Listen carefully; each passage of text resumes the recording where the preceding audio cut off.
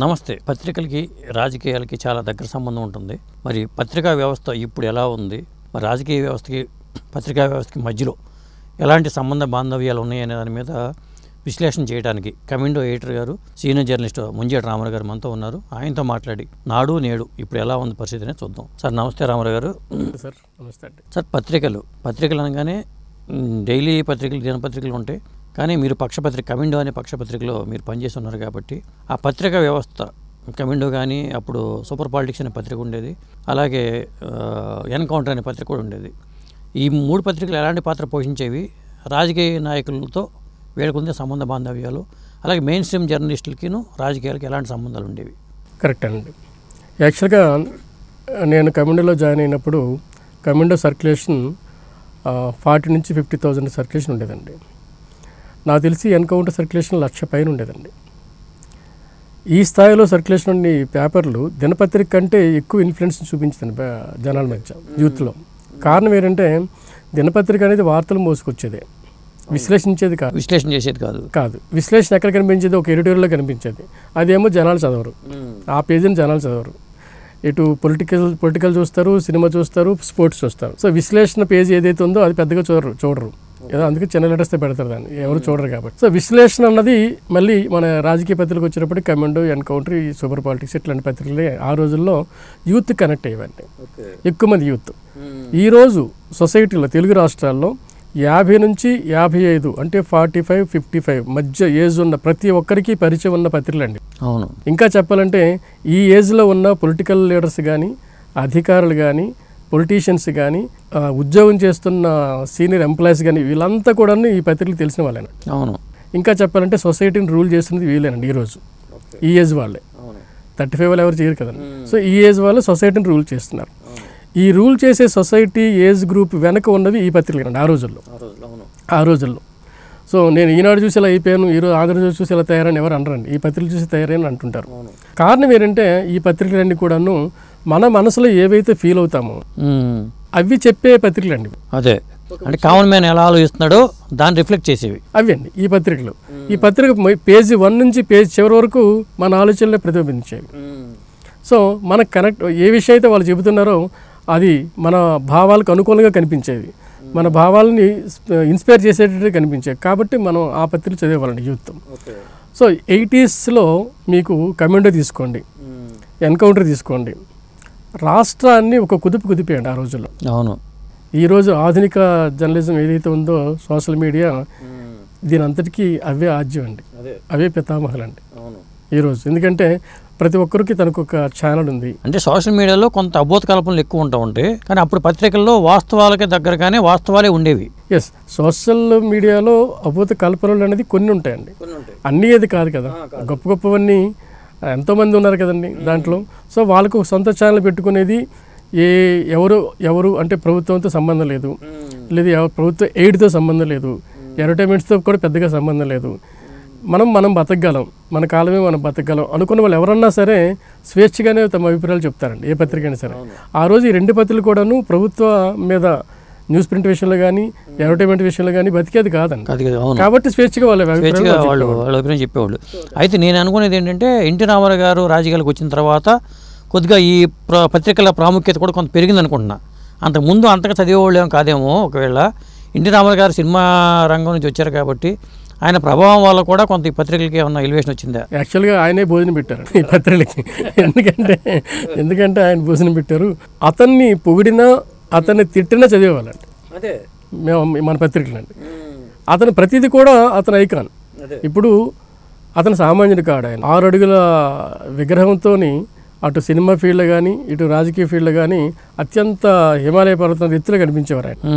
ఈ పత్రికలు ఏం చేసేవాళ్ళంటే అతన్నే టార్గెట్ చేసేవి, అతన్నే క్రిటిసైజ్ చేసేవి, అతని యాటిట్యూడ్ని ప్రశ్నించేవి.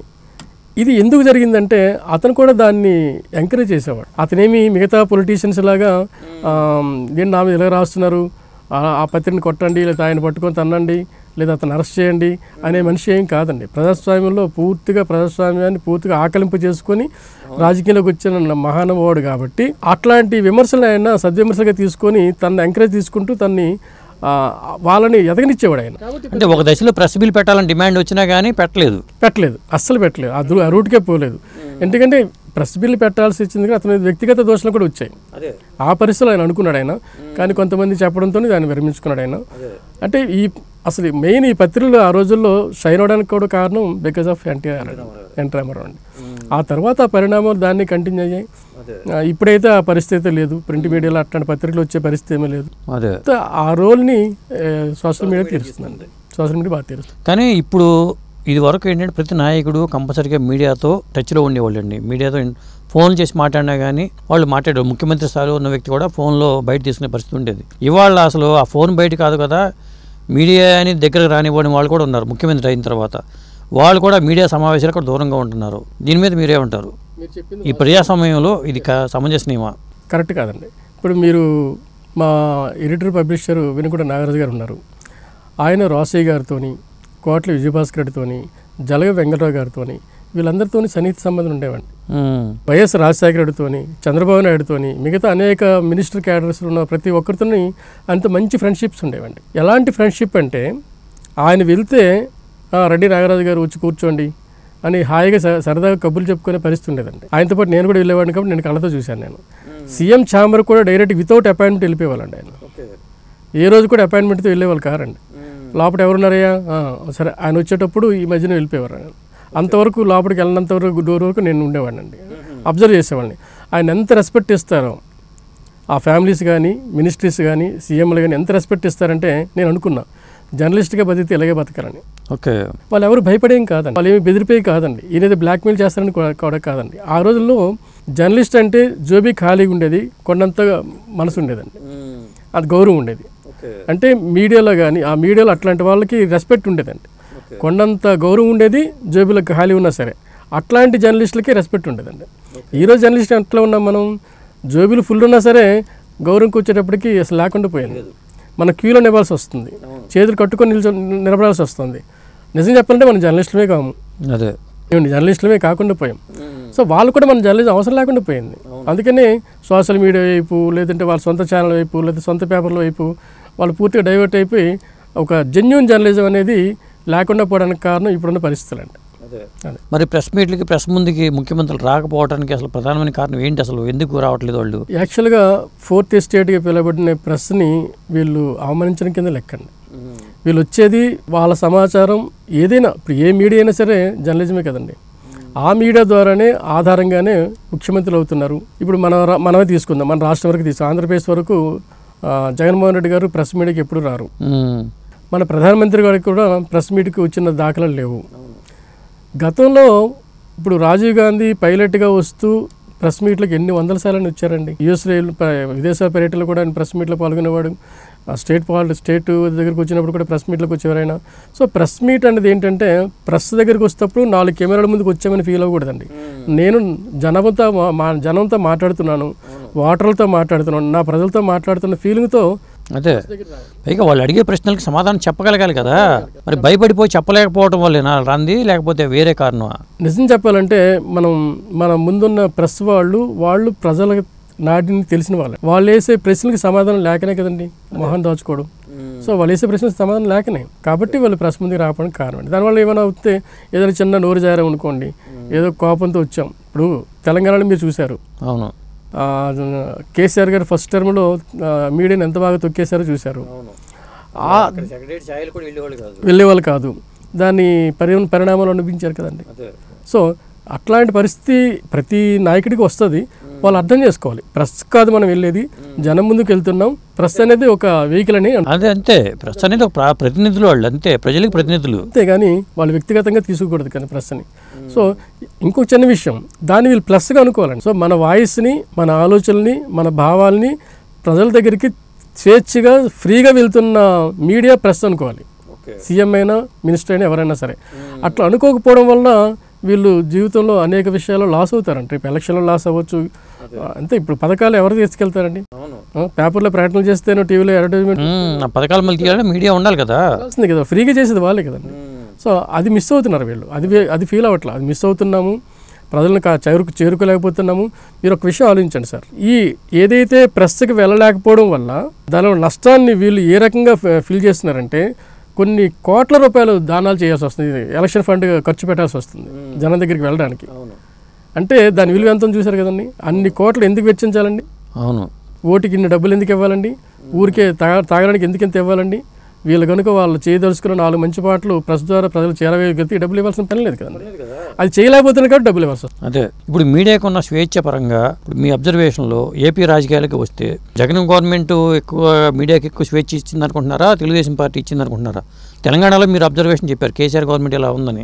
ఏపీకి వచ్చేసరికి మీ అబ్జర్వేషన్లో ఈ 2 పార్టీల మధ్యలో యాక్చువల్గా ఏపీకి వచ్చేటప్పటికి విచిత్రం ఏంటంటే జనం ఏం ఫీల్ అవుతున్నారంటే పార్టీ పరంగానే మీడియా చేరిపోయింది అని ఒక ఫీలింగ్ వచ్చిందండి.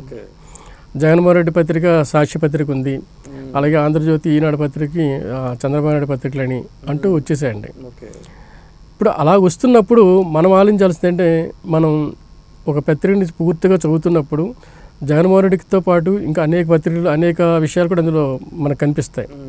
సో ఈ పత్రిక రాస్తున్న విషయాలు మన పరిస్థితులే కదండి రాస్తున్నప్పుడు మనకు తెలిసిపోతుంది నిజం ఎంత ఉంది అబద్ధం ఎంత ఉంది అనేది. ఇప్పుడు మీరు ఈ మధ్య కాలంలో మీరు ఆలోచిస్తుంటే పత్రిక సర్క్యులేషన్ పెరుగుతుందా తగ్గుతుందా ఒకసారి ఆలోచించండి. పెరుగుతున్నది అనుకోండి, మన ఆలోచన తగినట్టుగా ఆ పత్రిక రాస్తుందని అర్థం. తరిగిపోయింది అనుకోండి, మనల్ని పక్కన పెట్టేసి తన ఇష్టం వచ్చినట్టు రాస్తుందని అర్థం అవుతుంది.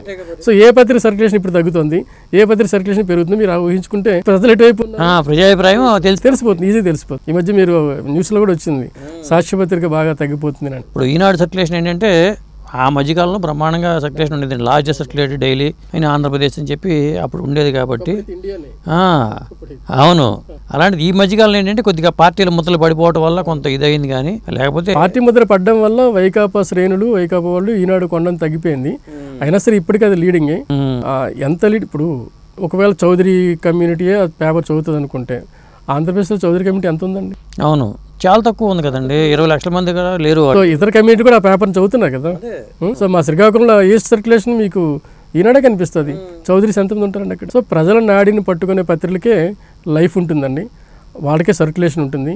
ప్రజల నాడిని పక్కన పెట్టి తాము ఇష్టం వచ్చినట్టుగా రాస్తూ పోతే సర్క్యులేషన్ పడిపోద్ది, అభిమానం కూడా పోతుందండి. అంటే ఇప్పుడు మనం ప్రామాణికంగా తీసుకోవాలంటే సోషల్ మీడియాలో వచ్చే వాటిని ప్రామాణికంగా తీసుకోవాలా, పత్రికల్లో వచ్చే ప్రామాణికంగా తీసుకోవాలా? ఈ జనాలు కూడా కొంత కన్ఫ్యూజన్ పడుతున్నారు. సార్ ఒకటి ఏంటంటే మనం ఆలోచించాల్సింది ఏంటంటే జనాలు తెలివి తక్కువలేం కాదండి. వాళ్ళు ఏం చేస్తున్నారంటే అన్నీ తీసుకుంటున్నారు, ఏది విడిచిపెట్టట్లా. సోషల్ మీడియాలో ఏవైతే పోస్టులు వస్తున్నాయో, స్టేటస్లు ఏవైతే వస్తున్నాయో, యూట్యూబ్లో ఏమి వస్తున్నాయో, అలాగే వాట్సాప్లో ఏమి వస్తున్నాయో, పేపర్లు ఏమి వస్తున్నాయో, టీవీలో ఏమి వస్తున్నాయో అన్నీ తీసేసుకుంటున్నారు. తీసుకుని ఆడు ఏం చేస్తున్నారంటే తనని మిక్స్ చేసుకుంటున్నాడు, నాకు ఏది బెటర్గా ఉంది అంటే ఇన్ఫ్లుయెన్స్ అవ్వడం అనేది తనకు తాను ఇన్ఫ్లుయెన్స్ అవుతున్నాడు తప్ప ఏది తనని ఇన్ఫ్లుయెన్స్ అవ్వట్లేదండి. ఏదో ఒక మీడియా ఉందనుకోండి, ఇప్పుడు చిన్న విషయం అంటే మనం అంత దూరం వెళ్ళొద్దు. ఒకప్పుడు ఇందాక మీరు చెప్పింది హైయెస్ట్ సర్క్యులేషన్ ఈనాడు ఉన్నప్పుడు ఈనాడు ఏది రాస్తే అదే నడిచింది. ఇప్పుడు ఆ పరిస్థితి లేదు కదండి, సో ఇప్పుడు ఆ పరిస్థితి లేకపోవడానికి కారణం ఏంటంటే సోషల్ మీడియా అది అవునా కాదని నిజం చెప్తుంది కదా. సో అన్నీ కూడా ఈ ప్రజల చేతిలోకి చేరుతున్నప్పుడు తను సెల్ఫ్ జడ్జిమెంట్ చేసుకుంటున్నాడు.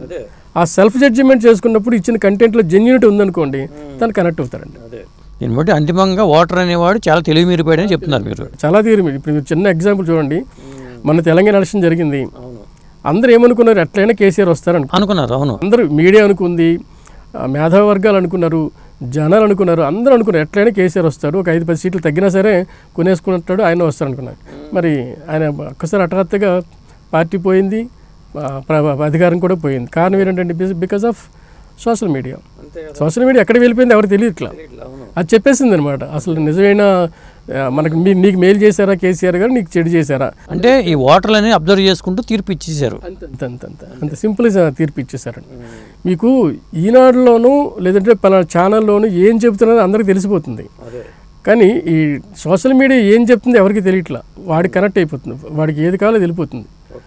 సో సోషల్ మీడియా ఎఫెక్ట్ ఏముంటుందంటే ఈ మనం తను ఏదైతే ఊహిస్తున్నాడో అందులో చెప్తున్నారా లేదా, తన కన్ఫ్యూజన్ ఉన్నదాన్ని క్లారిటీ తీసుకొచ్చేది సోషల్ మీడియా అండి. తన కన్ఫ్యూజన్ ఉంటాడు, నేను ఎటుపక్క ఆలోచించాను, క్లారిటీ సోషల్ మీడియా నుంచి తీసుకుంటున్నాడు అండి. సో అలా సక్సెస్ అవుతుంది అనమాట సోషల్ మీడియా. థ్యాంక్ యూ అండి, నమస్తే.